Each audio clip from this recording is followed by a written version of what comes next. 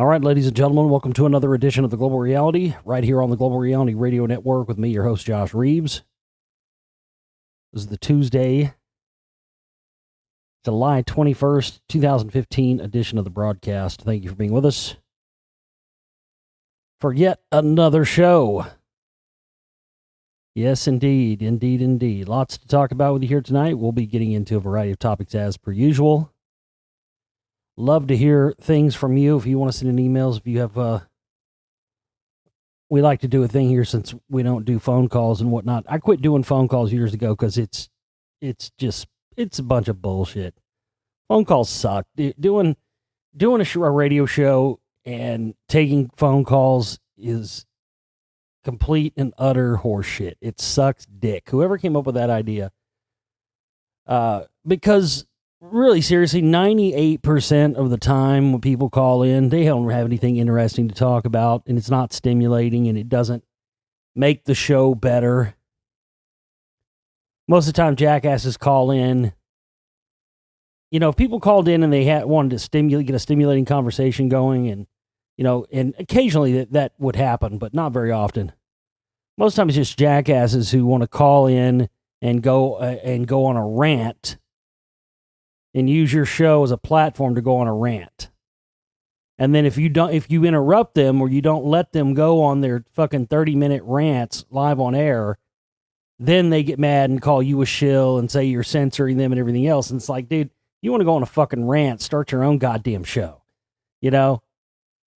So in lieu of that, we prefer here at the Global Reality to have emails. We much prefer that.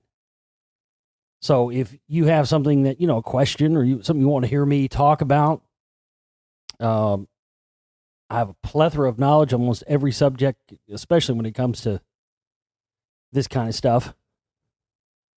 But globalrealityshow@gmail.com, globalrealityshow@gmail.com, email anything over if you have like a topic or something you want to hear me talk about, or, hey, what do you know about this? What do you know about that? Or what do you think about this? Send them over and I'll, excuse me, do my best to rant and discuss that here on the show.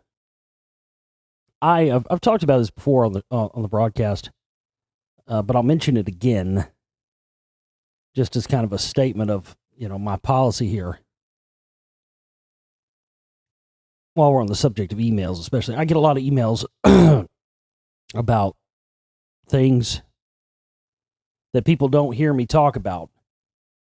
And they'll say, they'll act like I didn't hear about it because I didn't talk about it. And 90% of the time, it's something where the reason I didn't talk about it is because it's just something I didn't feel like wasting my energy on. A recent example of this is I got lots of emails of people saying, what do you think? This is a month ago or something. But people were saying, what do you think about this cubed UFO thing that got filmed over somewhere in Texas? And it's going around there for a while. It was big news. You never heard me talk about it here on the show. You never heard me even mention it. And I politely wrote those people back and kind of said a variation of what I'm saying now, which is, yeah, I didn't cover that and didn't discuss it, didn't even bring it up, didn't even mention it, because as soon as I saw it, I knew 100% it was a fucking fake. Don't ask me how, don't ask me why. I don't know. It's some kind of mutant trait that I have as a ginger, I guess. I don't know. We have special traits nobody else has. We're freak genetic mutations like myself. I'm a fucking mutant. Mutant and proud, you know that from X-Men? Yeah, that's me. I need a shirt. I need to just tattoo that on my fucking forehead like Charlie Manson. Then I'll get shit or get off the pot tattooed on my neck. That's what needs to happen right there. But so I didn't even bring that up. You mentioned I just have this. I don't know. I have some kind of innate sniffer, and I just, believe me, I'm into UFOs. I'm into all that crap as much as anybody else. I always has been. I have been since I was a little kid. But I have some innate ability to be able to sniff out these videos, and I get sent a ton, man. People send me videos, UFO videos all the time. And I would say that probably 98% of those fall under the category of absolutely fake. Now, does that mean that UFOs don't exist? Unidentified flying objects don't exist? No, it absolutely doesn't. But it does show that there is, as I've talked about for many, many years here on this broadcast, it does show that there is an ongoing campaign, just like there is in any of the fields, whether it be UFOs or extraterrestrials or like the stuff that I get into.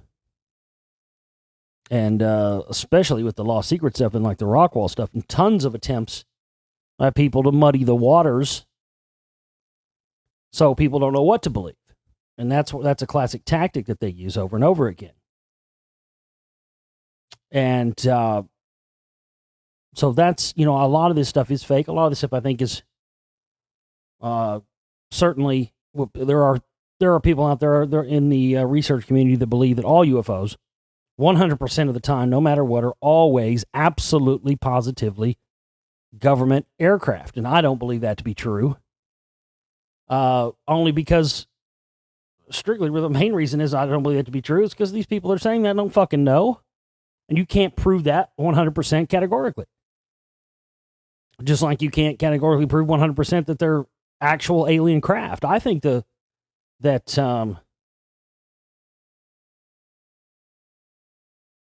I've seen stuff, folks. I've seen, I don't know if these are, controlled by aliens or humans or, I couldn't go that far. But I personally, and I know many of you out there have too, but, I personally have seen what, categorically are unidentified flying objects. Anything flying that you can't identify is that. Doesn't always mean, we got to get out of this way of thinking where we automatically bring little green men into it every time. But again, we can't discount that either. There's just, the problem is there's not enough balance in this stuff. You got people, as per usual, people are led to being on the side of an extreme. And that's one of the most dangerous things that can happen in any sort of research community or anything like that. And constantly, that's what the powers that be try to do. And all the TV shows and all the mainstream press that goes out about this kind of information always does that. It's always about putting someone on the extreme of a particular side. Notice how they did that to me in the British television documentary I was on, where they only showed just a few seconds of me talking. When they showed gave so much other airtime, more airtime to other people, that's because everybody else is just talking out of their ass, in my opinion, saying what they knew that TV people wanted to hear. Not me. I'm in there dropping bombs on them. And that's what they do. They cut it and edit it in a way so you have people that are on extreme sides. And that's one thing that's happened on the topic of UFOs. You have people that are existing in extremes. You've got the crowd that believes that every single fucking thing that flies through the sky, no matter what it is, it's not an airplane, not human, is absolutely alien in origin. And again, I don't fall on that side either. Then you've got other people who, again, believe that anything flying is absolutely some government project, government secret aircraft. That's absolutely not true either. But these things exist together and they serve to keep us from really knowing what's what. But the majority of things that I've seen personally, as far as UFOs are concerned, most of them occur. Everything that I've seen like that has really, it would be, even if you had, now I think you would think that now that technology has gotten a lot better, and, it used to be, cameras were not something you just had handy. You know what I mean? Cameras, before everybody had cell phones and smartphones and camera phones and all this stuff, and digital cameras at the ready. Cameras, even a short time, not too long ago in the past, were really only something you brought out on special occasions. You brought them out, birthdays, holidays, family trips, whatever it may be, special events. And even in our modern day of technology, even with, if you're standing outside and you've got a cell phone, a smartphone in your hand with a camera on it ready to go, or I'm standing outside and I've got one of my handheld cameras on me, ready to go, ready to record. Even with the best technology, that's what people who've never seen a UFO don't understand. Is that even if with the best technology all at the ready to go, unless you just absolutely get fucking lucky, it's very difficult and would be very difficult to capture any UFO on camera, on video, in pictures or anything else, especially with a cell phone. A lot of these cameras on the cell phones, they focus and zoom very slowly. And if you've ever seen a UFO yourself, these things move quick. There's a little clip in my film, The Lost Secrets of Ancient America, Volume 2, that came out last year, from when we went to Area 51 back in 2013. And we were driving down what's called the extraterrestrial highway that leads out to Groom Lake. And I had my, I told everybody, on all my crew and everything. We had a bigger crew on that trip because there was so much we had to cover. We had to cover Chaco Canyon. There was no way I was going to be able to cover Chaco Canyon with my own, just my regular crew. But as we're heading out towards Area 51, I told everybody, hey, get your fucking cameras up. Everybody get their cameras up, rolling, get them up, get them hot, because what we're going to capture out here. And so I was in the car and I was just kind of taking snapshots on our way out there. And when I got home and I started going through the pictures, I noticed that I had inadvertently caught some kind of crazy fireball thing coming out of the sky that I didn't see with the naked eye when I took the picture. But it's there, clear as day, and you can actually see this. It's in The Lost Secrets of Ancient America, Volume 2. That was probably about, I'd say 10 miles out of the actual Groom Lake area. And then we saw some crazy, weird experimental aircraft that left a corkscrew contrail and zipped off really fast. My point is, these planes or UFOs or whatever they may be, again, some of them may be experimental top secret aircraft. I think it's absolutely positively warranted to say that some of these are that, but certainly not all of them. But the point is that no matter what, you just really got to get lucky. Because people always use that argument. Well, if UFOs were real, cameras and stuff these days, we'd be capturing stuff. Well, the problem with that is the other downside of the technology getting better is that the technology gets better for the fakers. And with Pro Tools and every other kind of digital manipulation tool there is out there now and CGI effects, it's much easier to make convincing fakes. So all those things really are the reason why it's very difficult. Everything I've ever seen moves so fast, there's no fucking way I could have captured it, even if I had a camera up to my face, ready to go at that exact moment when I saw it. I mean, these motherfuckers move fast. They are fast moving. They don't stay in one place too long. They don't materialize too long when you do see them. And they seem to vanish as quickly as they appear. But I see UFOs all the time. All the fucking time I see them. Especially on heavy chemtrail days, because they use these weird like drone type things. People call them orbs. I've seen many of these. My sister got a picture she took about 10 years ago. We used to have it on our fridge at home. I think she still got it. I probably got a scan of it somewhere. And it was one of those just random catches, going out with the camera when the chemtrails were thick and taking pictures. But she caught one of the most unbelievable things I've ever seen on film. And it's a picture, it's a still shot And there's lots of speculation on what these orbs are that appear around chemtrails. You see these things. There's been some speculation that they're actually cloaked aircraft, make themselves look like part of the clouds and whatnot. But I've seen a lot of these things, and they'll be around planes. I've seen them several times, and I've seen known other people who've seen this as well. I've seen these chemtrail planes flying, and they'll have these orbs spinning around them. You'll see the plane flying, it'll be spraying chemtrail, and there's an orb just spinning around the whole perimeter of the plane.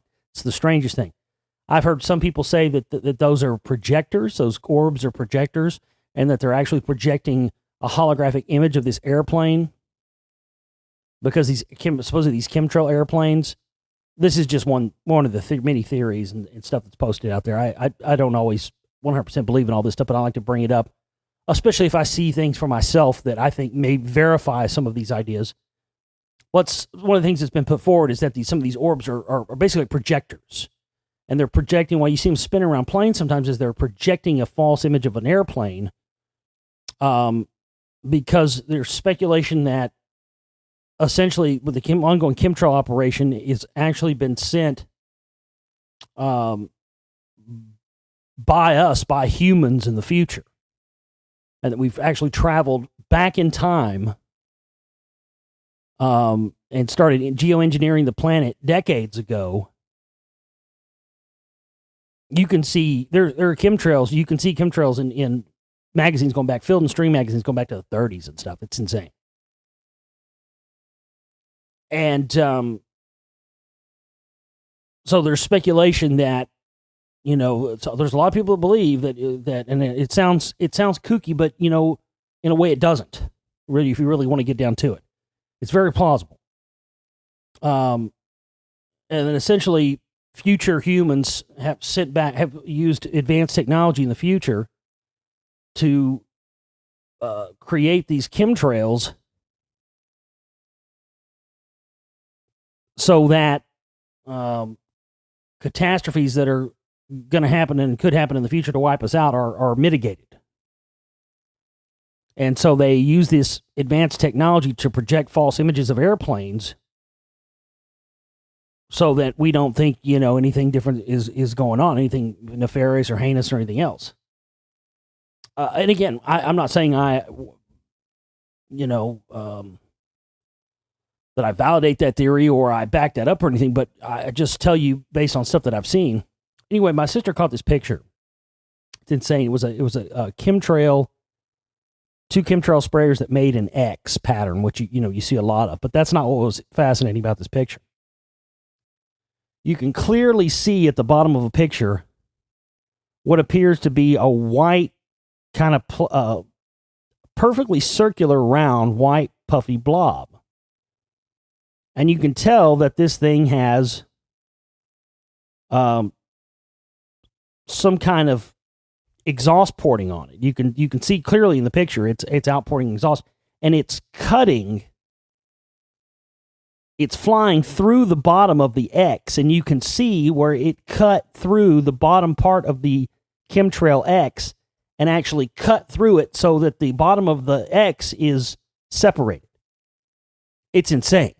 And what this thing is, I don't know.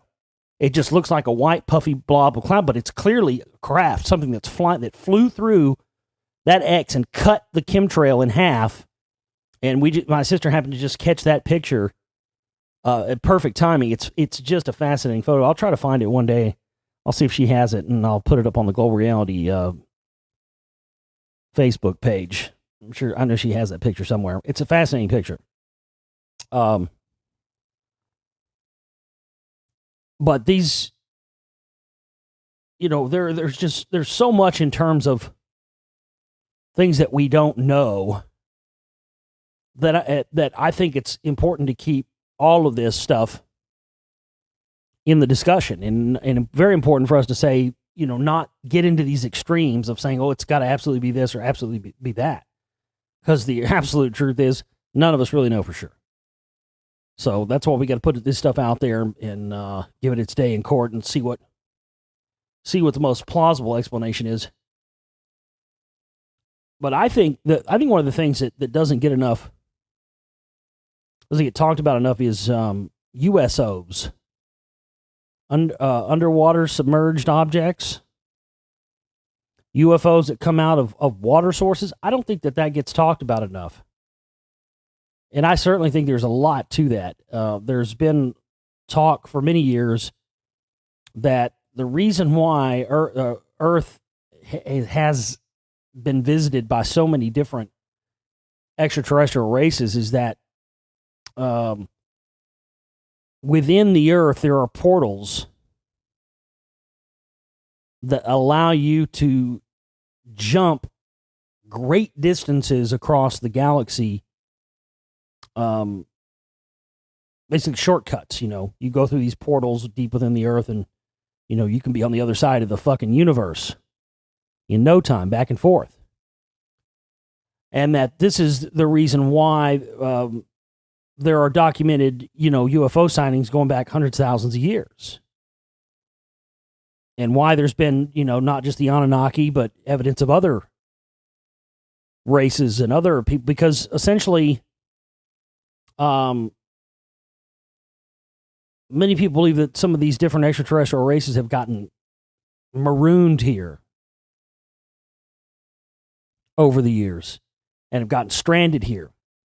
And that this is why you have so many stories of sky gods and different types of sky gods and so many different depictions of these that all look so crazily different within rock art. You'll see so many different. I've traveled all over the United States and seen so much of this rock art. If eventually we get to fund the rest of what we need for the Lost Secrets of Ancient America Volume 3, I'm going to go to more of these sites, and there's going to be a big part of that film that's going to be documenting, showing, crystal clear HD footage of these petroglyphs that clearly depict extraterrestrial entities. And what's fascinating to me, I'm going to places like Sago Canyon in Utah where I went, which was just unfucking believable. The one thing that's been absolutely clear to me that you're not going to find, you could, that's not true. I guess you could find proof of this sitting behind a computer, but it really, to me, hits home when you go out to these places and see it yourself, or watch a film by somebody like me that's gone out to these places and documented it all. But nobody has really put all these things together properly, in my opinion, in a film yet. That's what I hope to do. One of the things I hope to do with that film once we are able to finish it. But that all these depictions, show a wide variety of these sky gods, these what appear to be extraterrestrial creatures. These things run the gamut as far as what they look like. Some of them look like part men, part animals. Some of them just look like nothing you've ever seen before. And what a lot of the ancient tribesmen and ancient, the elders and stuff believed was that these portals within the Earth that allow them to travel these great distances. And this is why Earth has been protected and considered a sacred planet for so many years, and that's why we're so backwater and out here in the middle of nowhere, galaxy-wise, is that there are extraterrestrial races from all over the place who all come to use Earth as what they refer to in the movie They Live as a intergalactic subway system. And there's a scene in that movie where I believe they reference 100%, because if you've seen They Live, you know how much truth is in that movie. It's the whole thing. And the part where they're underground and you've got, it's like an intergalactic council for national policy meeting going on. You've got all the good old boys, the good old boy network, rich folks down there in league with the aliens, of course. Of course. You knew those right-wing Christian conservatives were on board with the alien takeover. You knew that. But that's what the good old boys say. Yeah, it's like some kind of intergalactic subway station. And it shows them people just, it's in the Earth and they're just zipping back and forth across different places. And I believe that's what that's a reference to in that film. They're referencing that, and obviously the guy who made that film, whether it was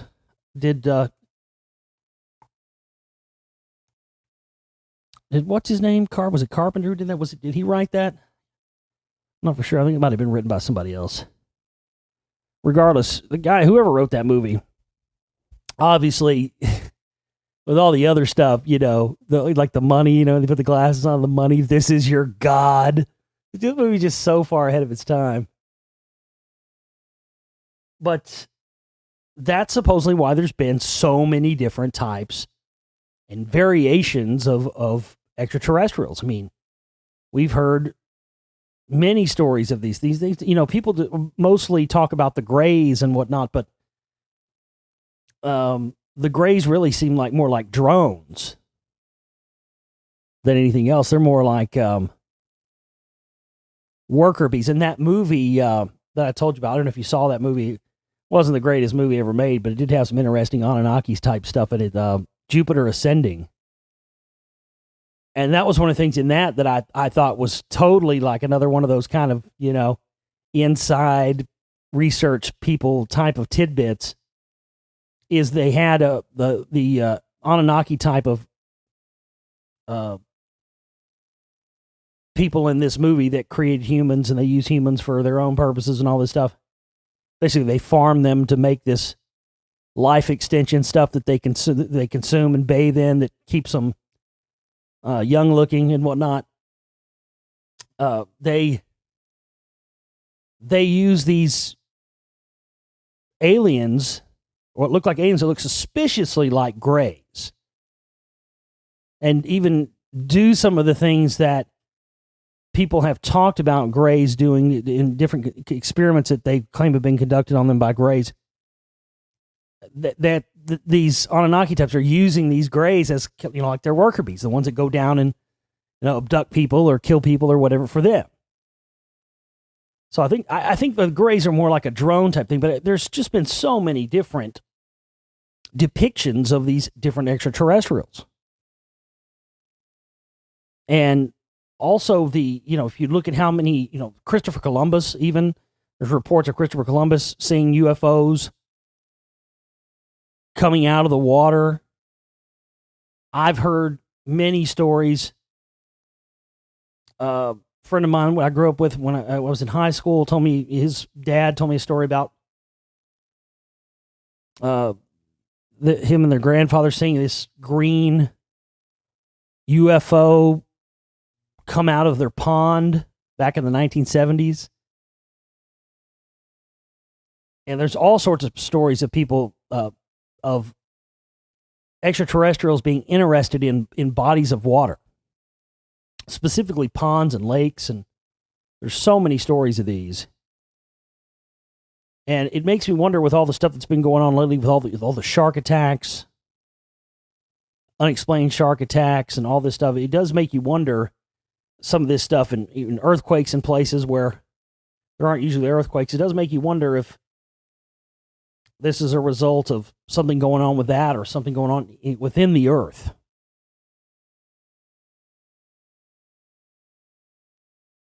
But there's definitely, I think there's definitely a lot of credence to this idea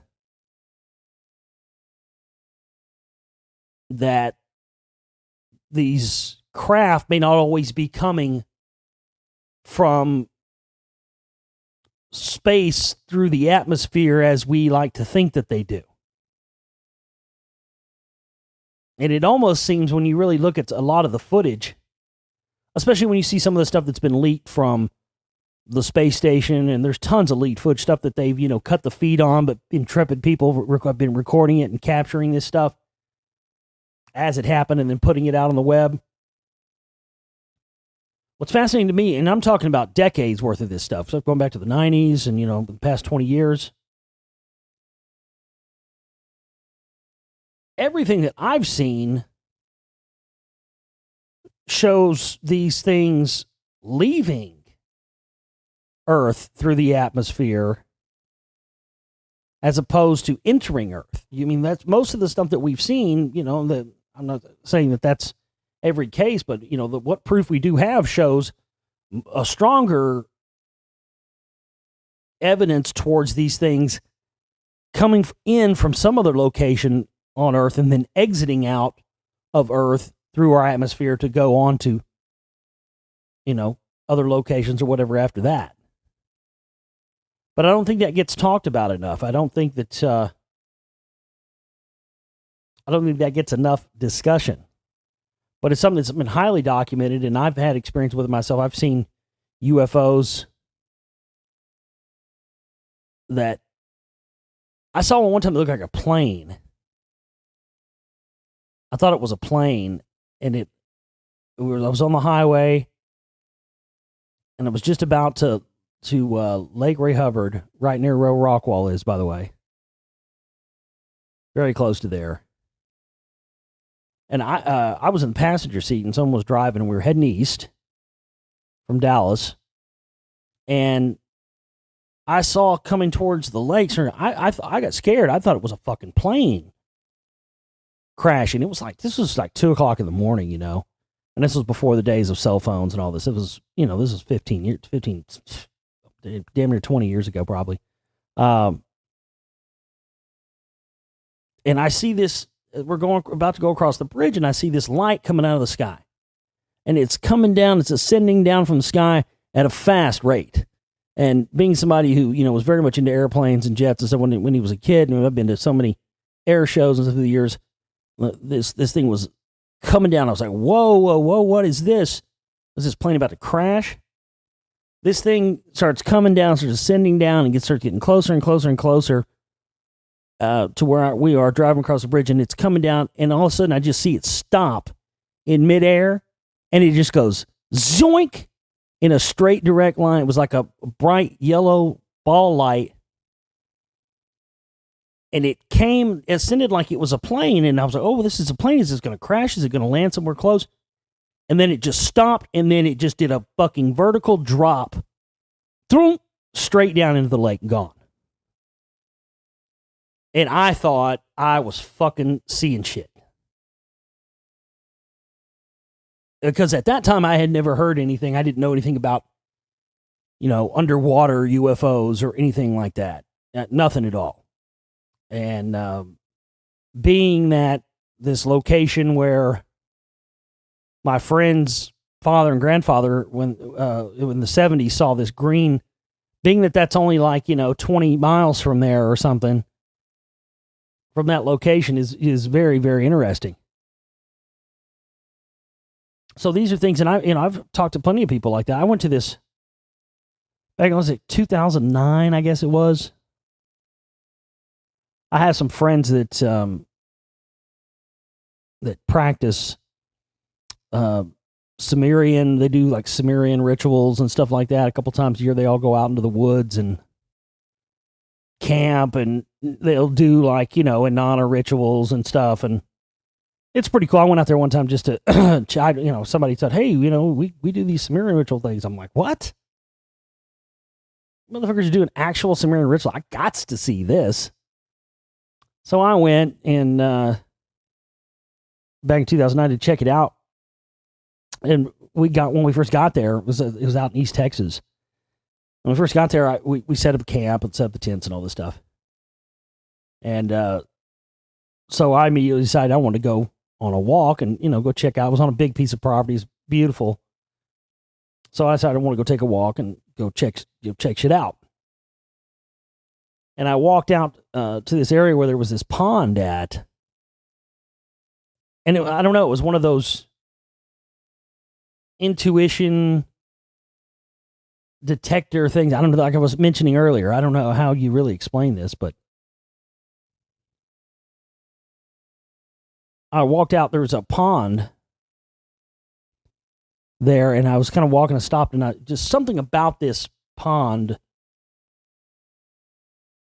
grabbed me. I don't know what it was, like an energy. It was something. It was a feeling. And something stopped me and made me transfix and just stare at this thing.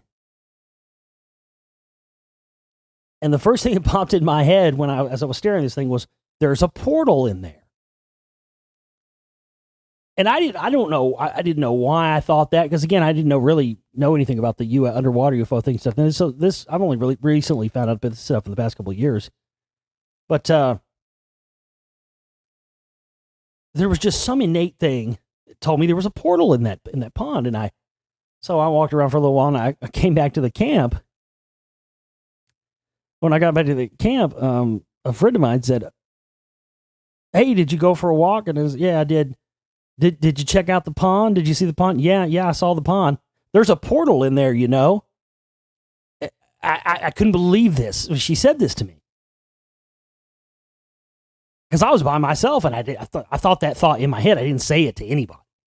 First fucking thing out of her mouth, I get back to, "Hey, did you see the pond? There's a portal in there." And I went, "What the fuck?"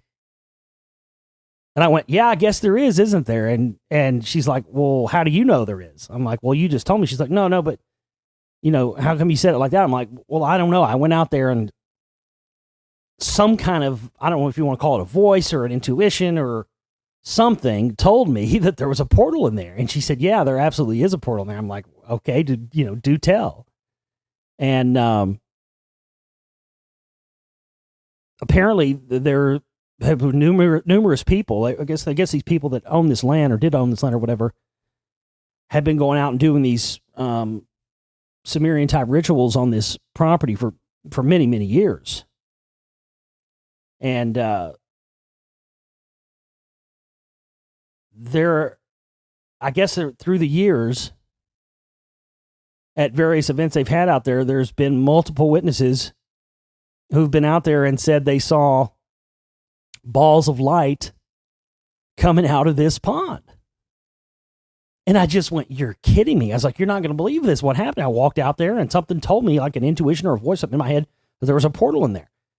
And then she started telling me all these stories, and another person told a story about being out there at some point and seeing an Indian woman standing on the other end of the pond. And this person saw this Indian woman, and this Indian woman was motioning her to come over there. And she was like, "I don't think there's any Indians here at this event. I'm going to go see what this lady wants, She starts walking over to this Indian lady, and as she gets about halfway there, she just disappears.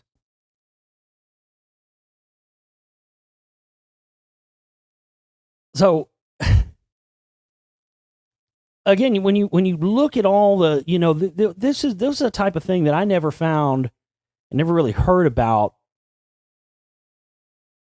until I started, looking to see if other people had experiences or seen stuff like this. And it's amazing when you start to look and you start to find out that there are a lot of people out there who have stories, who've seen crazy, weird, what can only be described as UFOs, balls of light, whatever you want to say, coming out of ponds, lakes, bodies of water, oceans, everything else. And then, of course, when you look at the historical documentation of this. So, yeah, if any of you out there have ever seen something like this, I'd love to have your stories. globalrealityshow@gmail.com. But as I was saying earlier in the show, I see all kinds of stuff all the time, and there's so much, as I've talked about, there's so much disinformation, there's so much muddying of the waters that goes on these days. It's just very, very difficult to dissect and discern everything. So some stuff, sometimes when I see blatant fakes and stuff, I just won't even report it. I won't even talk about it. So that's what that cubed UFO thing fell under the guise of for me. Well, that's why you never heard me talk about that. All right, let's see what news we have to get into here for you today on the show. My website where this broadcast originates from is theglobalreality.com. That's theglobalreality.com. You'll find all our work up there. All the films that I've done. You can get those in our download shop. There's a link to that right in the middle of the page there. You can buy MP3 collections of audiobook readings. There's quite a few up there. There's my funniest rants and skits, which has got some hilarious stuff in there. A lot of those are really cheap downloads. We got some as low as $5 in there. All my films from 9/11 New World Rising to The Secret Right, Volume 1 and Volume 2. The Lost Secrets of Ancient America, Volume 1 and Volume 2. All that stuff is in there. If you're interested in the rock wall, Bud Shelton's geological report on the wall is in there. You want to read for yourself the proof that blows the History Channel out of the water. It's in there. It's a free download. All that stuff is up there at theglobalreality.com. You can also pre-order your copy of my film, The Spellcasters. The first 100 people to purchase a DVD or a Blu-ray will receive a free download upon the film's completion. So definitely want to get in on that deal while it's still going. If you want to contribute to the film, you can contribute there at the donate button in my website. You can also contribute to our operating costs of the month that we have to raise money for. We need to reach 100% of our goal before the end of the month. And as I stated last night on the show, we are absolutely running on fumes here, folks. It's impossible to get any work done or do any of this to make films without operating capital. And as I talked about last night, I'm not going to go into the spiel again, but again, the amount of people listening, it's just versus how much support we get shows that people are, I don't know. I'm not going to get into the spiel again. The bottom line is we're down to nothing. We're running on fumes here. I mean, for all intents and purposes, I'm virtually bankrupt. I mean, I have about, $5 to my name. And I can't make films or do any of the rest of this stuff without support. So, if you like the show, get yourself a membership to our archives, make a contribution. You can even, there's a button there if you scroll down on the right-hand side of the page of my website where you can set a recurring donation, where if you want to have a monthly donation that you don't want to come back every month and put that in one of the contribute banners there at the website, you can just set it in an amount that whichever you choose. I think there's like $20 on up to, whatever amount. You can choose any amount you want, I believe. And then it'll automatically be billed to you the same day. I guess it's whatever day you do it on. So if you do it on the 22nd or the 21st or the 23rd or whenever, then that's when it'll come out the following month, and you can cancel it any time. But that's a great way to contribute to our work where you don't have to. Some people just flat forget. They enjoy the show and they listen and but they don't have time to come back and contribute every month. That's a great way to do it, where you can just put it in there and then that amount will come out every month. It'll go to us and that gives us that helps, because then we know when we have regular monthly contributions coming in that we can count on, then we can just concentrate on the work, or I can concentrate on the work at hand. And that's the biggest thing that I'm working towards and trying to work towards with all this, is to get us to a point where I don't have to do any fundraising. That's the biggest goal. If we just had, if we had somebody that said, one or two people, if we just had people who said, okay, I'm going to commit. That's really what we need, is we just need people to commit. I'm committed to this. I've been doing this for 8 years on a nothing budget. And somehow I've been able to eke out 5, almost 6, 7 full-length films. 5 achieved, 2 2 other ones I'm still working on achieving. But, in 8 years, think about that, folks. Most filmmakers don't put out that many films in that many amount of years. It really is prolific.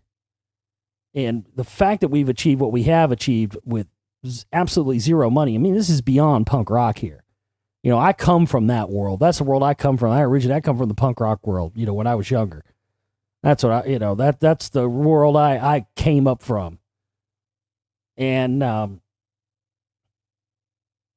it's a world I thought I left long ago, to be honest with you. But boy, oh boy, as I've been doing this, it really is like I'm back to the punk rock days again. Because everything's done on a shoestring, everything's DIY, everything's done with no funding from anybody, just whatever you can scrape from the people that support what you do. And, in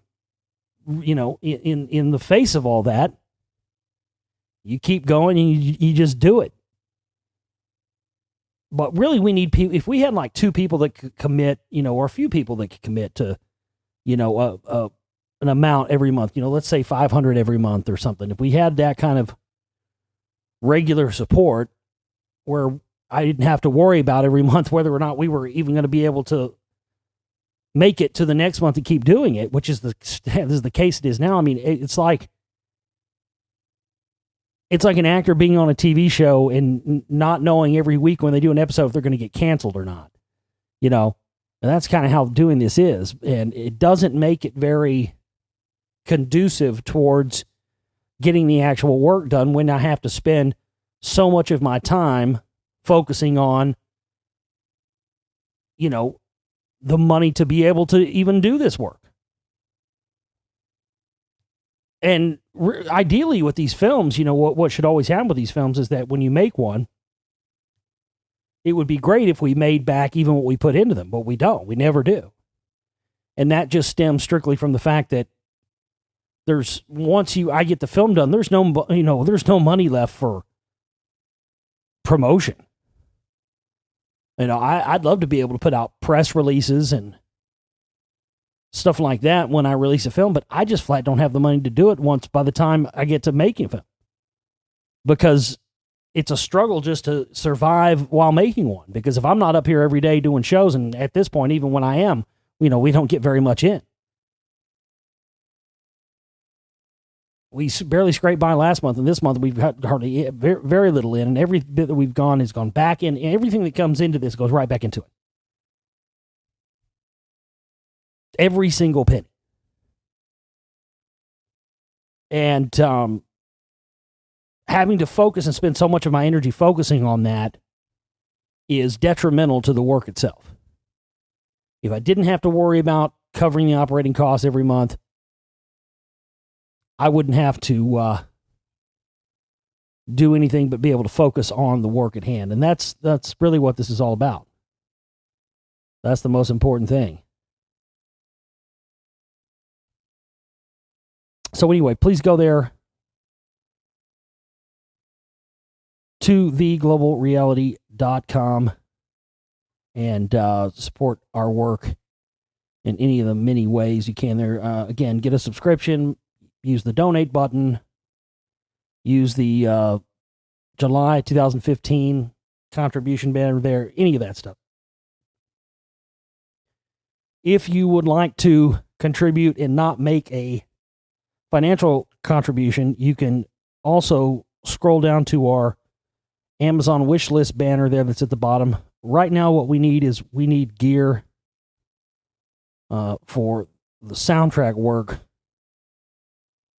for the film. So any of that stuff you see, there's synthesizers and stuff like that we need.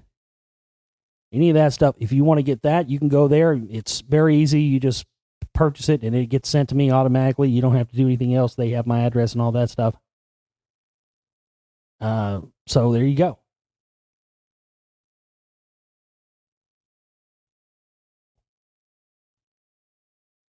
All right, let's get into the news now.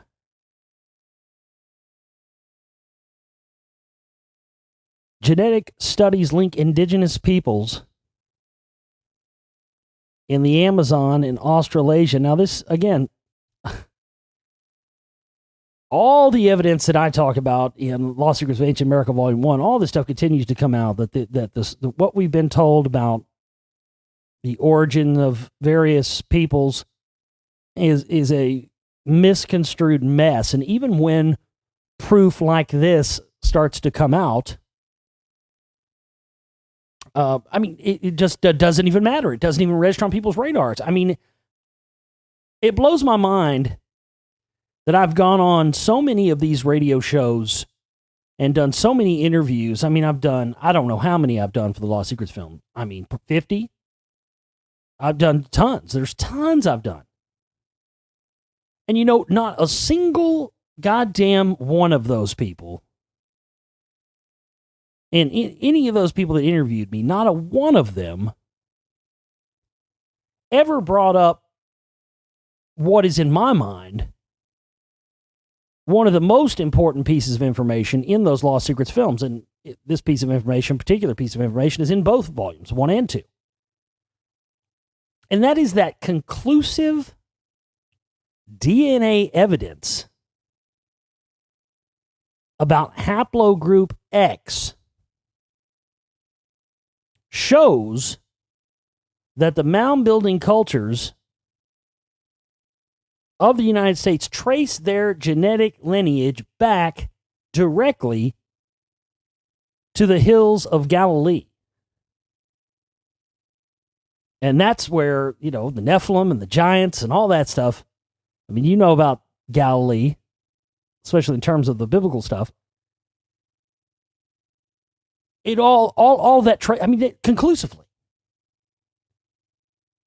I mean, look, where was it, Mount Herod, where, supposedly the Nephilim came down from heaven and all that stuff, basically where the aliens landed. It's on the 33rd degree parallel. I mean, the fact that those kind of things just continue to get kind of glazed over like they're unimportant, it just boggles my mind.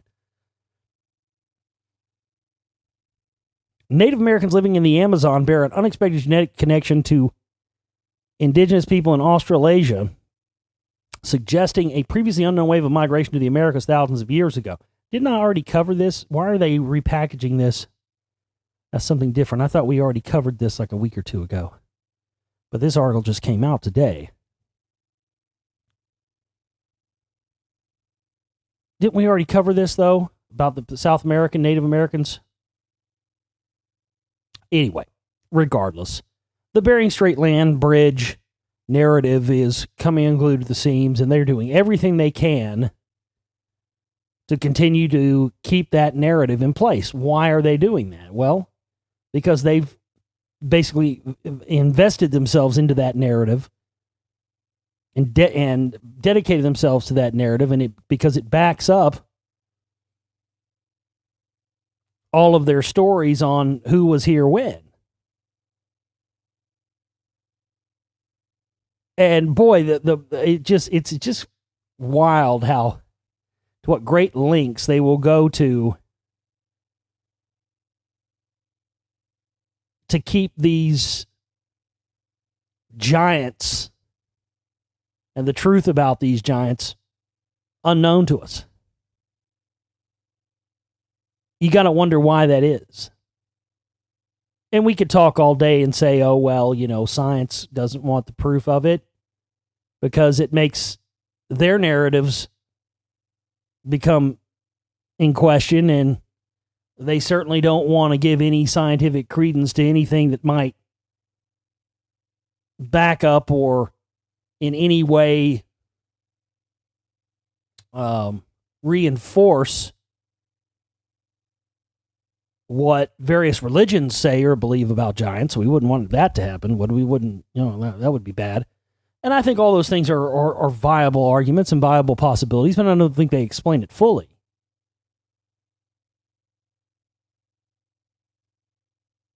I think that they know full well that these giants that were clearly here in the past, and the evidence is in spades that they were, are the remnant of the pre-flood, what you would call Atlantean civilizations, and that these people had a hand in the cross-pollination, if you will, that created us. But I think it's more than that, too. Again, I think that's a viable point in the argument, but again, I think there's something a lot more sinister to it. And that quote that was taken out of, was it the Lewis and Clark expeditions, one of the missing journals, about these giants shackled within the earth, and that one day in the future a plague of giants will be unleashed upon the inhabitants of earth, and it'll be an apocalypse of calamity, the likes of which humankind has never seen. And boy, they hint at this a lot. within movies and everything else. There's the movie Cabin in the Woods that the director Joss Whedon did a few years ago. I saw that movie.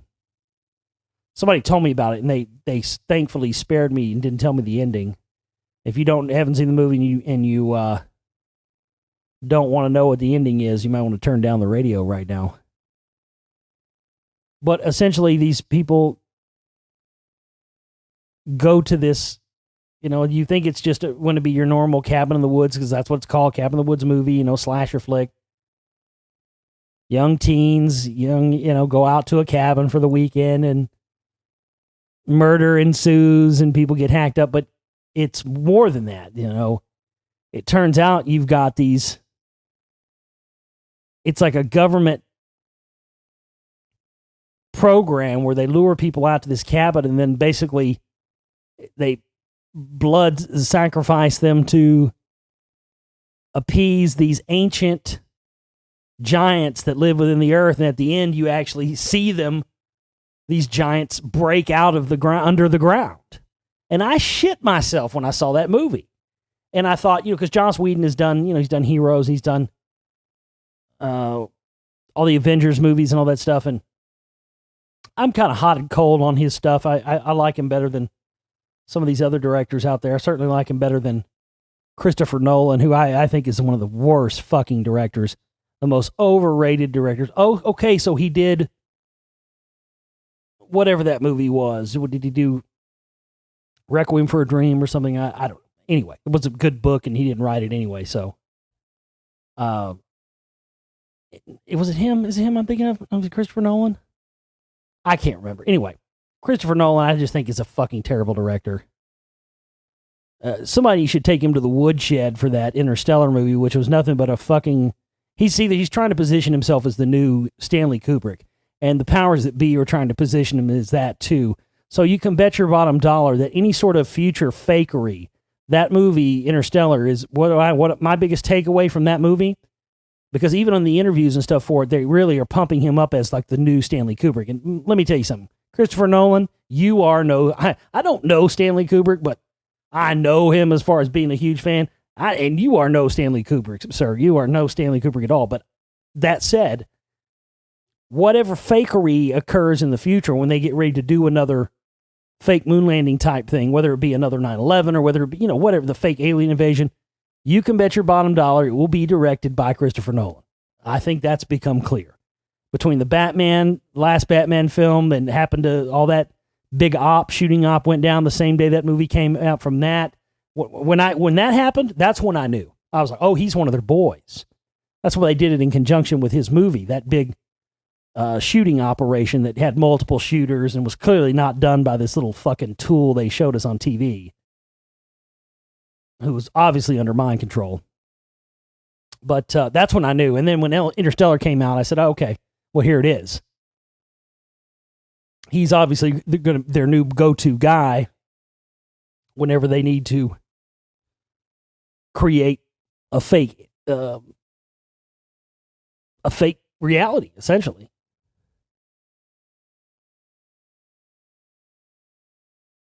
But Joss Whedon, when that Cabin in the Woods came out, I went, "Wow, where'd he pull that out of?" It just seemed strange. It just seemed strange that, here's a guy who's never really done any subjects like this in films, and all of a sudden he pulls this Cabin in the Woods out of left field. Well, now it's come out recently in the past month that Joss Whedon is now being sued because he didn't come up with that idea at all. No, he stole it lock, stock, and barrel from a writer. It was somebody's book or story or something that they wrote. And he stole it, and there's proof of it. You could see it online. 100% he stole it, put his name on it, and didn't give the person credit. And now he's probably going to lose his ass on it, and as well he should. But I also think that kind of thing is interesting. When movies get greenlit and get put out in the, it's shady about the person, the true origins of it, I mean, I knew when I first saw it, it's like, I didn't have any proof, but there was something that said, yeah, I'm not buying this. Whedon didn't come up with this on his own. He didn't just pull this out of the ether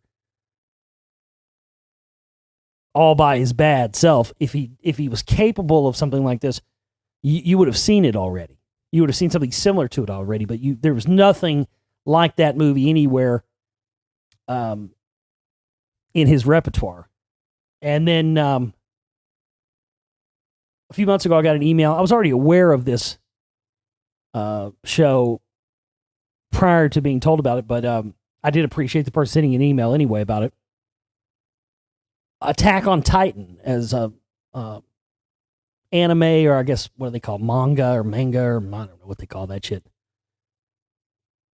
I'm basically at 39 years old and am now officially the old, get off my land. That's what I feel like now some days. Back in my day, boy, we didn't call it manga or manga or whatever the fuck y'all call it now. We didn't call it no anime, no shit like that. It was called Japanimation, is what we called it back in my day. Get off my land. But really, that's what we called Japanimation. That's what it was called back in my day. And they started calling it anime, which just sounds faggy and gay to me. I'm sorry. I just don't like it. Japanimation is a much better name. But no, let's call it anime or manga. Whatever gay-ass name they call it this week. But there's Attack on Titan. I think there's comic books. There's cartoons. There's now a live-action movie coming out of it. And when I saw this, it blew my fucking mind. I mean, you want to talk about rock wall and giants. I mean, civilization lives behind a giant rock wall to protect them from these giants that come out of the ground and eat humans. I mean, it's all there. They're putting it in this stuff left and right. There was a movie, I posted the trailer to it up on our Global Reality Facebook page. There's a movie coming out next month. It has Jesse Eisenberg and Kristen Stewart. And it's called American Ultra. And it's all about MK Ultra mind control and how for decades the government has been programming people to be super soldiers. And lady walks into this convenience store and says a trigger word to the Jesse Eisenberg character. And all of a sudden it triggers him. Unbeknownst to him, he's been programmed to be a killer. And it's basically, there's only like 3 or 4 formulas that they use in Hollywood for movies, and this particular one is the classic fish out of water. Maybe it's always fish out of water or, rom-com, fish out of water, buddy flick. There's only 4 or 5 formulas they use. Well, this particular one is obviously the fish out of water formula. Guy is unwittingly a programmed MK Ultra killer, and then chaos ensues. And then they show Kristen Stewart toking on a joint, and then she gets tased. And they show fucking the drone 5 or 6 times flying in, and tasers and military troops, and they're talking about MK. I mean, yet another attempt to fictionalize the truth so that the truth seems like fiction. What they always do. And another way to make people think that mind control and MK Ultra and all the rest of this stuff is all fiction and all in the realm of fantasy and nothing real about it at all, so that when they hear me talk about it or hear me reference it in terms of Scientology, you just think it's something that came out of a movie. This giant stuff, though, I mean, I definitely think that this is the reason why, because that's one of the biggest questions I get. People always want to know, why do they cover up the giant thing so much? Why do they not want people to know the truth about that? Why does the Smithsonian continue to confiscate any of this evidence when it's found?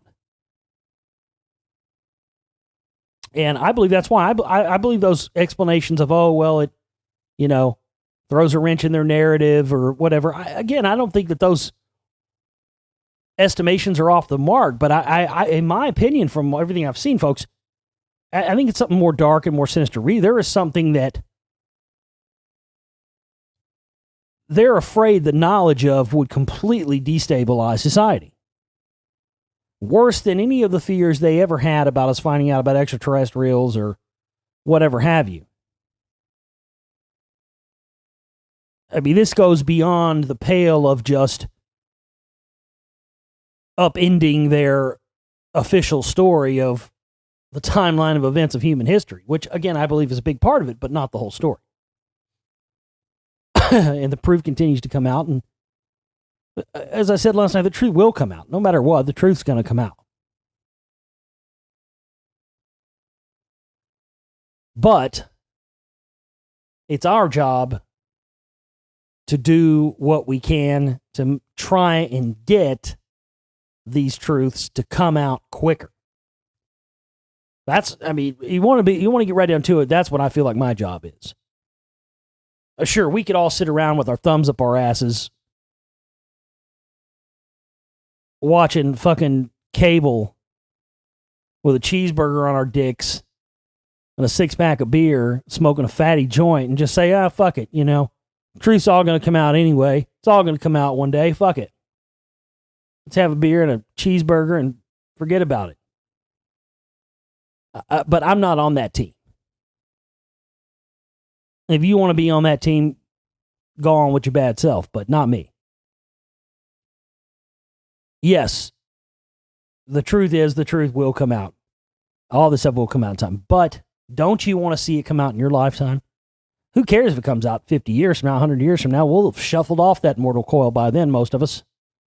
Right? So, fuck this notion of, well, it's all going to come out anyway, so, that's as bad as I'm just going to stick my head in the sand and not worry about it. And that drives me so mad. That drives me so crazy. That drives me more crazy than people who are just flat brainwashed and can't and refuse to wake up to any of this stuff. Because I understand those people. I get those people. They're not going to wake up if you slapped them upside the head with a thermite dildo. And that's okay.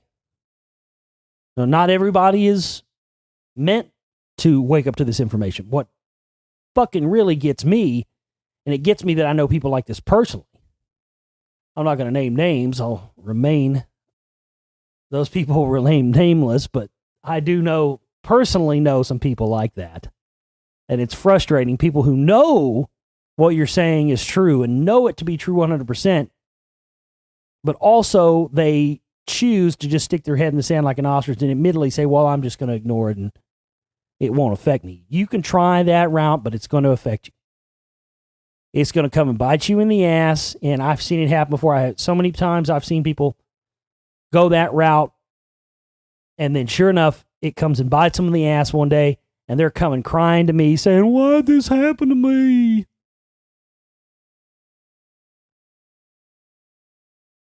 I had a roommate like that one time. He went out and bought all this. He got all these credit cards and went out and bought. It was right before the big collapse, the big financial collapse that happened. What was that 2007, 2008?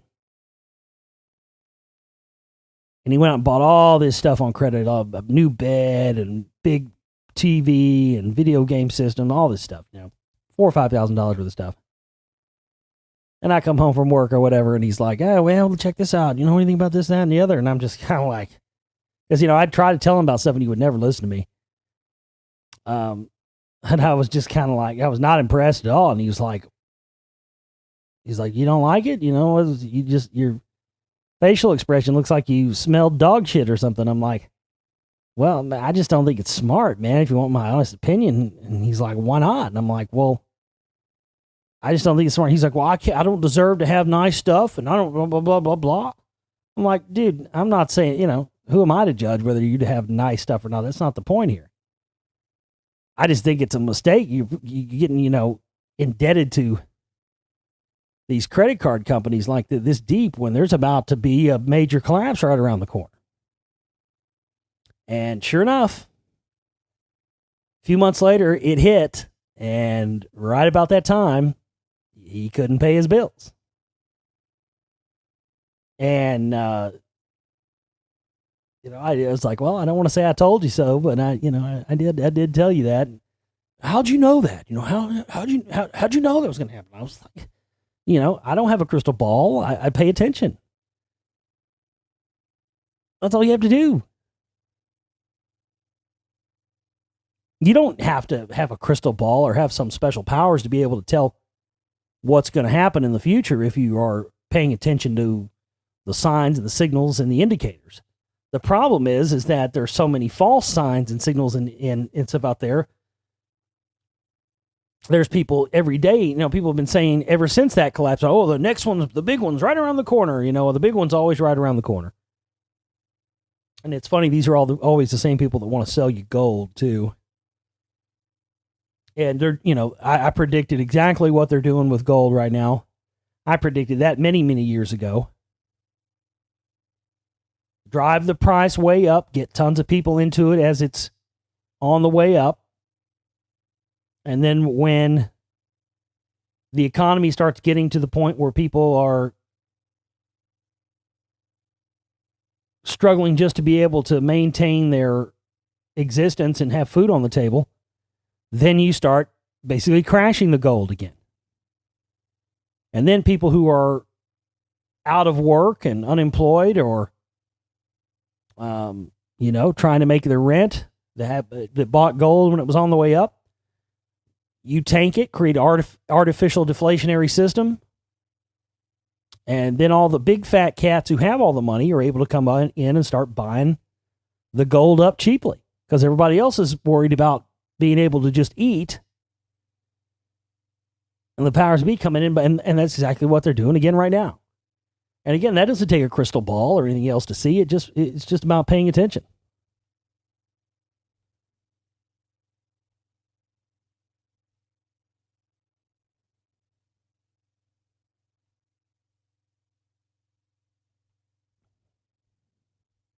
See what else we have here tonight.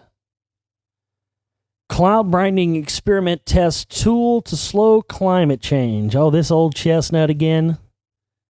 Jeez fucking Louise. How many times are they going to run this old chestnut? They run this 2 or 3 times a year now. I mention it and talk about it every time they do, and I'll do it again here.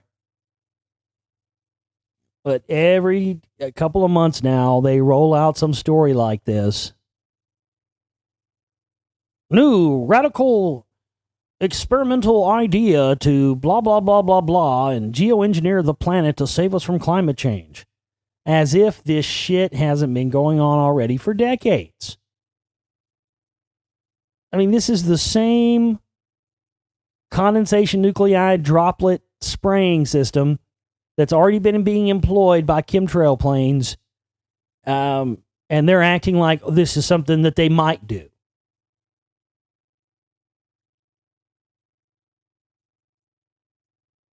I mean, it's hilarious. We know for a fact this has been going on forever, and they're trying to act like, oh, we might do it. Right. Now, that's how they're going to slowly acclimate the public into just accepting that that's going on. See, that's what they're doing now. They're trying to still play damage control and keep the fact this has been going on for many, many, many, many, many, many decades so that they can introduce and slowly acclimate to the public to the idea, get the people behind global warming, get the people believe global warming is a threat, and then you can get people to believe that the chemtrail thing is just something that we, some loving scientists and Obama put together to save us from evil global warming. A team of elder Silicon Valley scientists is building an audacious device that might solve one of humanity's most profound dilemmas, a cloud whitener designed to cool a warming planet. Right, so the fact they've been spraying these chemtrails directly in front of where the sun is at in a particular location doesn't have anything to... I mean, come on.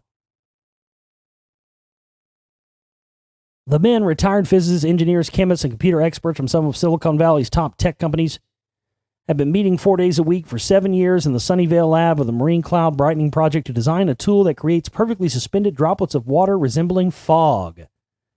Their goal is to launch the nation's first open airfield trial of controversial geoengineering at a still unidentified site in Moss Landing. There, they would test the ability of an energy-efficient machine to hurl tiny seawater droplets into a graceful trajectory, the first step of a research project to boost the brightness of clouds to reflect rays of sunlight back into space. Probably one day we're all just going to wake up and they're going to be like, okay, we're going to send these chemtrail planes back into the future, or back into the future, back into the past. Great Scott. Your kids are going to love it. Back to the past. They're just, I swear, before it's all over with, I'll get up here and read that story. I'm telling you. Before it's all over with, I'm going to get up here one day and I'll read that. It'll be a real story. It'll come out and it'll say, yes, we're going to send these chemtrail planes, these geoengineering planes, back to the past to spray this stuff into the atmosphere back in the past, so to save us from, climactic disaster in the future. At that point, when I read that, you'll realize, oh, so when we were seeing these things 10, 20, 30, 40, 50 years ago, that's what we were seeing. We were seeing our future selves sending them in the past. So when we used to go out and take pictures of these chemtrail planes, that's probably how it's going to go down. Because, this is just ridiculous. You read this article, reading these articles, they come out and they're acting like this is new technology they're just now creating, but yet this is exactly what the chemtrail operation has been doing for decades.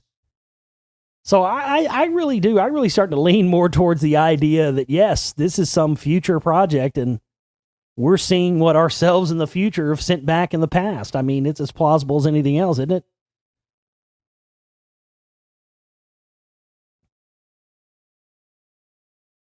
I don't know why I'm covering this here. I just saw this and thought it was hilarious.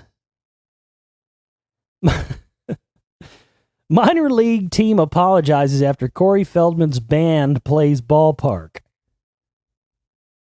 A minor league baseball team has apologized after Corey Feldman's band. First off, I didn't know Corey Feldman had a band.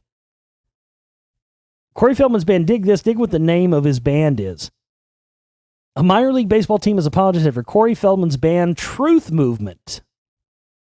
His name of his band is Truth Movement? You're kidding. Performed a show at their park. That's a real sentence, and that's a thing that actually happened in 2015. Corey Feldman. Oh, God. Corey Feldman. Jeez Louise. I feel bad for the guy, honestly. I feel bad for him and Corey Haim because, boy, you might as well have changed them. They called them the two Corys. You might as well just change them to the two Swiss cheeses. Swiss cheese Corey times do. What do I mean by Swiss cheese? If you... they were just getting fucking reamed with dicks like Swiss cheese back in their teen heartthrob days by all the gay Hollywood pederasses, according to Corey Feldman himself. I remember when I was about 13. This is a funny story. I don't even know if I've ever told anybody this story before. It's kind of funny. When I was about 13, I remember this movie came out, and I think it had both Corys in it. I never saw the movie, but I just remember seeing the previews and whatnot for it when it came out. And it had Corey Feldman, I think it had Corey Haim in it. I don't know what the movie was about. All I know is that in the movie, I believe it was called Dream a Little Dream, I think was the name of the movie. And I just remember I went to a movie with my cousin. I was about 13 years old. He was a few years older than me at the time. And I remember that we saw the preview of this movie, Dream a Little Dream. And in the preview for this movie, apparently Corey Feldman dresses up like Michael Jackson in this. And he, for years after that movie, you always saw him dressed up like Michael Jackson. I never got it. And then after, although he came with all the stories about, him and Corey Haim getting buggered by, the gay Hollywood bigwigs. sucking dick and taking it in the ass. Kind of Corey, you told the story about Corey Haim having a bleeding asshole one time and all this stuff because they just fucking just went to town on him like a fucking, like the Gimp or something. And I always thought that was weird, you know? It's just like, God, dude, I mean, how obvious can you get? You know, he's dressing up like Michael Jackson. He probably got fucking fondled by Michael Jackson too. But anyway, when that movie came out and I was about like 13, you know, I was a young punk kid. I was with my cousin and I said, he's like, oh, yeah, I remember my cousin saying, oh, I want to see that movie, Dream a Little Dream. I'm like, fuck that shit. That shit's totally fucking gay. Only for my cousin to actually be gay later on, you know, when he got older. I should have known. I guess the Madonna posters and Michael Jackson poster should have been a giveaway. But I remember saying, it's not funny. He actually passed away last year. My cousin did. But I just think it's funny because, you know, I didn't know, you know, I remember there was one time I always kind of suspected he was. And I said something about it to, when I was little or I was younger, I was probably like 10 or 11. I said something to his sister, my other cousin, and she squealed on me. She said something, I said, hey, is Robbie gay or whatever? And she squealed. I got so much trouble, got my ass whooped bad for that shit. And then it came out that he was gay, and I never got apologized. I was like, I told you. And they were like, what? And they tried to act like they didn't remember it. I mean, you don't remember when you beat my ass and made me stand in the corner for 2 nights without food for saying my cousin was gay when he actually was? You don't remember that? No, they didn't remember that. So anyway, Corey Feldman, first off, what were you expecting? To my knowledge, I didn't know Corey Feldman had any musical talent. Other than maybe the skin flute. Oh, was that bad too soon? Sorry. Yeah, but I mean, the State College Spikes, a Class A affiliate of the St. Louis Cardinals, issued an apology to fans who were offended by the band's performance. Well, what does he play? Does he play the skin flute? Does he play the electric dildo? I mean, you know, what's he play? Here's their official apology that came from their Twitter page. The State College Spikes would like to apologize to our fans for Corey Feldman's appearance last night at the Medlar Field at Lebrano Park. While the nature of the appearance was not what we had anticipated for the evening, well, what did you anticipate? What was the expectation? When you had a washed up geezer child actor come to a minor league baseball field with a band called Truth Movement, with a bunch of scantily clad bitches dressed up like fucking angels or some shit. We'd like to apologize to all fans who may have been offended by its content. We would also like to apologize to our fans for the appearance being so far below expectations. Well, what were the expectations? That's what I'm curious of. What were you expecting to get out of Corey Feldman playing in a band, quote unquote band, we use that with quotation marks, at a fucking minor league baseball game? That's pretty harsh. The team not only apologized to fans who were angry, but said the event was, quote, so far below expectations. There's a video of the performance, and you can be the judge of whether fans should have been upset. Wait. What? No. I didn't watch this clip. No fucking way. You're kidding me. Dude, I didn't know this. You are fucking joking me. This is unbelievable. Listen to this, folks. Feldman is dressed like Michael Jackson, while the other members of the band are dressed like angels. You're kidding me. You are fucking... I just made that joke. Dude. So let me get this straight. In 2015, Corey Feldman is still dressing up like Michael Jackson, even after he's talked about all the gay... Oh, my God. He's really like a MK Ultra mind control gay sex slave, isn't he? He can't... Wacko Jacko must have put it to him good. I mean, he must have gave him the sexual chocolate or something, because he just can't get over them. The guy, really? That Dream a Little Dream? I was like 13 when that came out. That was like 1989. 2015, he's still dressing like Michael Jackson? I'm sorry. Curiosity killed the cat. I hate to do this to you live on air here.